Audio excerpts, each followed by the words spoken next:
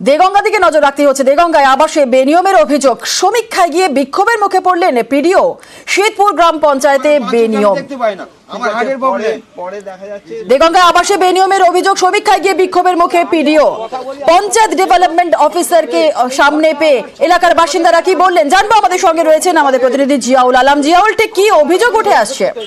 দেখো, দেগঙ্গার সোয়াই শেতপুর গ্রাম পঞ্চায়েতের শেতপুর এলাকায় সেখানে প্রায় 72 জনের নামে আবাসের নাম এসেছিল, কিন্তু পরবর্তীকালে দেখা যায় সেখান থেকে প্রায় 37 জনের নাম আবাসের তালিকা থেকে বাদ দেওয়া হয়েছে।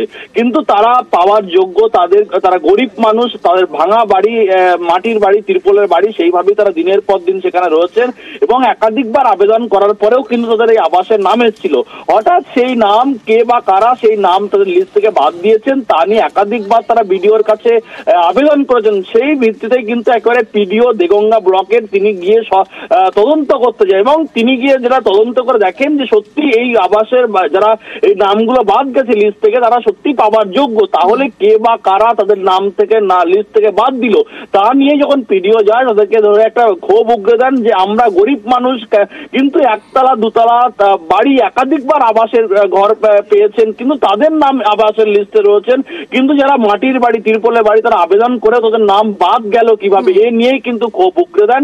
কিন্তু পিডিওর আধিকারিকের স্পষ্ট বক্তব্য, তার বক্তব্য যে আমি তদন্ত করে দেখেছি কিন্তু সত্যি এরা পাবার যোগ্য, কিন্তু কে বা কারা নাম কেটেছে সেটা তিনি তদন্ত করে দেখবেন। এবং ইতিমধ্যে এলাকার মানুষের একটা অভিযোগ যে একের পর এক একতলা দুতলা বাড়ি তারা শাসক দল ঘনিষ্ঠ তারা পাচ্ছেন, কিন্তু গরিব মানুষ, সাধারণ মানুষ, খেটে খাওয়া মানুষ যাদের আবাসে বাড়ি নেই, মাটির বাড়ি, তিরপলের বাড়ি, তারা কিন্তু পায়নি। ফলে এই নিয়ে ক্ষোভ উগরে দেন, কিন্তু সমস্ত রকম তদন্ত করে আশ্বস্ত করেছেন যে যারা পাবার যোগ্য অবশ্যই তারা ঘর পাবেন, এমনটা আশ্বস্ত করা হয়েছে পিডিওর পক্ষ থেকে। বেশ, ধন্যবাদ।